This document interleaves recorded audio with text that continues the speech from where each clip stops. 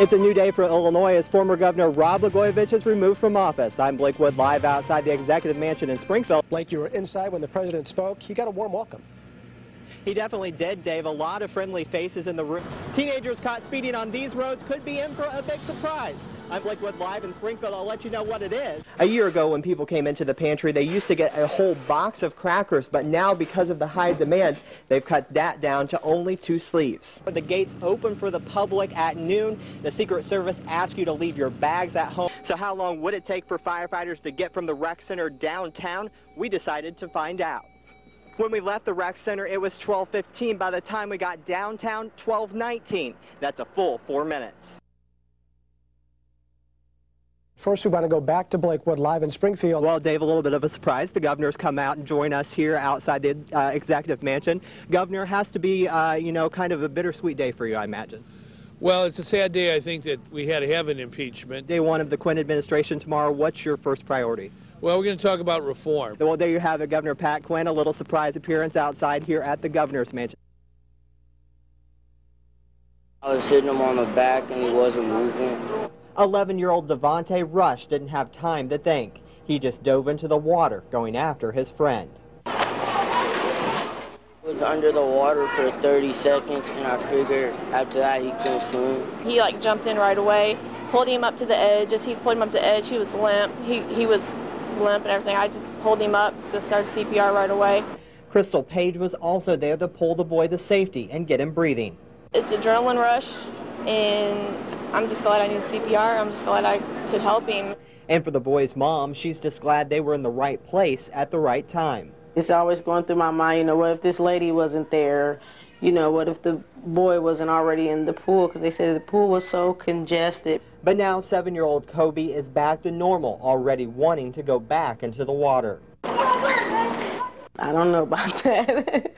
Or maybe we'll try to go get him some swimming lessons first before we try it again. And even though Kobe's mom considers her son's rescuers heroes, I don't consider myself a hero. I'm glad I was there to help him.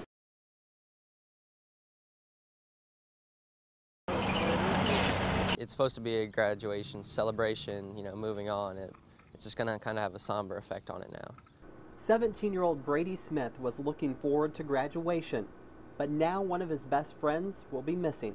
He can turn everything into a joke, and it's just hilarious. His smile is just in my memory forever.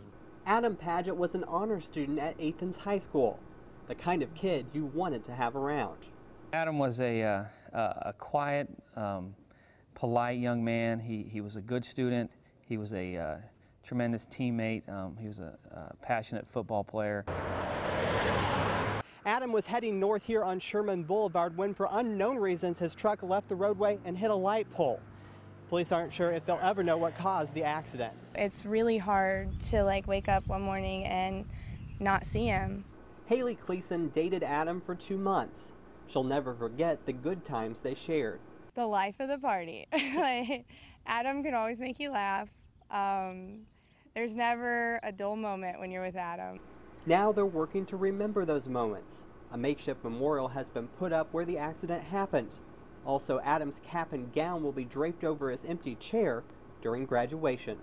I think it's going to hit a lot of people, especially his closest friends, knowing that looking at the empty chair next to him, they're not going to have him right there. They're only going to have him in his heart, in their hearts. A bond built by friendship that can't be broken.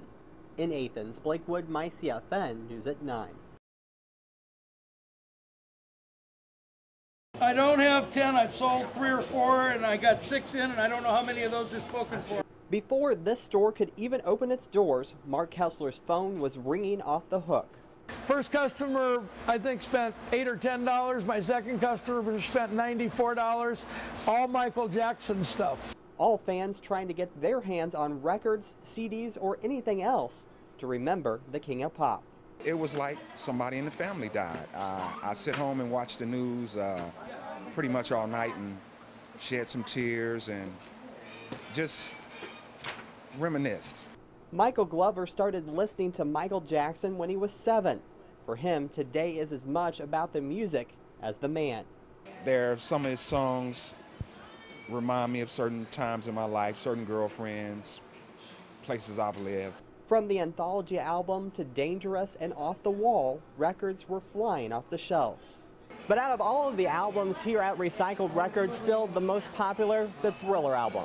He could sing, he could dance, he could do it all. It's pretty much a one-man show. It's awesome. David White showed up a half an hour before the store opened. He even waited around for a new shipment of CDs to come in. Say 4 copies. For him, Michael Jackson was larger than life. Today is all about remembering. Just go home and listen to his music pretty much, you know. Try to go find some live stuff. It's a pretty sad day, actually. You know, a lot of people are really going to be upset.